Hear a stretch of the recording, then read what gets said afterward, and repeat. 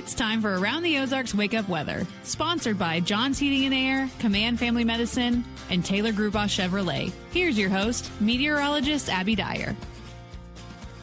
Good morning, everybody. You're waking up on this Tuesday to some nice cool temperatures. We have numbers in the upper 40s to low 50s across the Ozarks, a little bit of a range.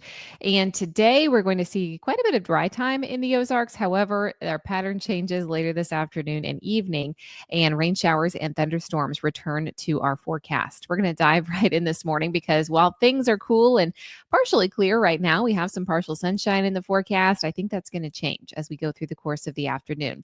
It's a chilly start. Numbers are in the upper 40s in a lot of spots, so you may want to grab a light jacket on your way out the door today. I'm still looking at a high temperature near 70. So afternoon numbers look quite nice. However, it's our far southwestern counties that are going to see the rain first this afternoon, maybe as early as 2 or 3 o'clock. And then it's those rain showers that are going to spread into the area in the Springfield region and our eastern counties as we head into the later evening hours and the overnight hours tonight. It's a pretty unsettled pattern that we're dealing with, and there's even the chance for some heavy rain for a big portion of the country. This extends all the way from portions of southeastern Colorado back through Oklahoma and Texas, down through portions of central Arkansas, and all the way through Texas, Mississippi, and Alabama. There's going to be some heavy rain in that area. As we look at the headlines as we head into the rest of the week, well, it still looks unsettled on Wednesday. I still have the shower and thunderstorm chances on Thursday, all the way through Thursday night. I think there could be some rain, some thunder, some lightning, not looking like severe weather chances per se. However, just because of how saturated our ground is, and we've had some flooding events in the last couple of weeks, there will be at least this minimal flood threat across the Ozarks as we add additional chances for rain into the forecast. As I said, this extends all the way through Thursday night, and then the weekend shaping up to look quite nice. We have temperatures that are back into the 70s for highs, lows that fall to the 50s, and a lot of dry time through the weekend forecast too. I think that we'll start to see the sunshine return to the forecast as early as Friday as some drier air works its way in, and that drier air is looking to stay around as we head through much of the weekend forecast. There is going to be this chance for some late day showers and thunderstorms today, though. Before that gets here, I think highs in Springfield make it to about 70. Eastern counties, you may get a bit warmer because of the additional sunshine with temperatures in the mid to maybe even upper 70s in the forecast.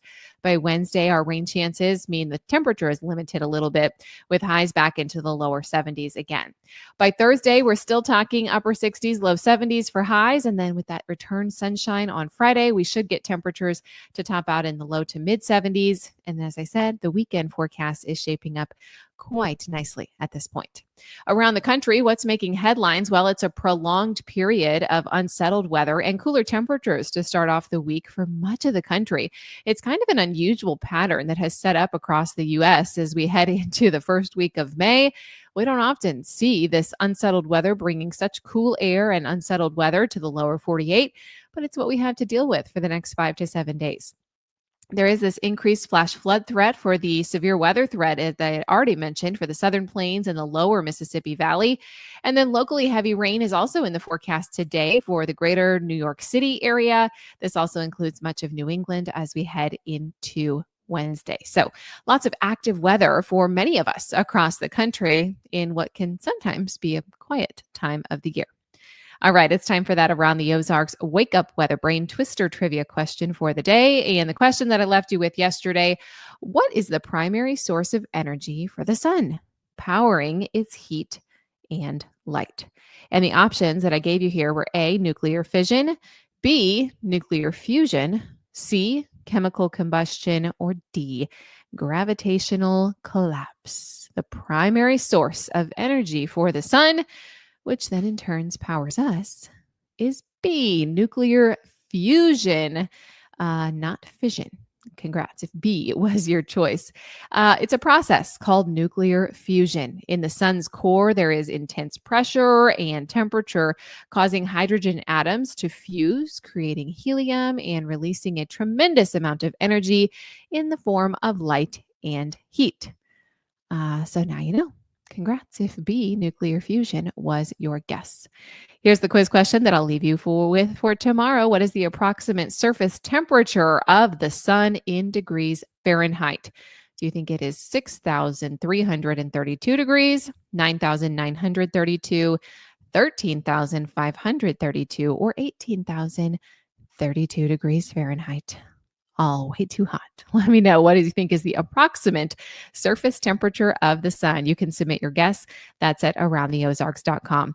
Thank you so much to our sponsors, John's Heating and Air, Command Family Medicine, and Taylor Gruboff Chevrolet. Have a great one. We'll chat again.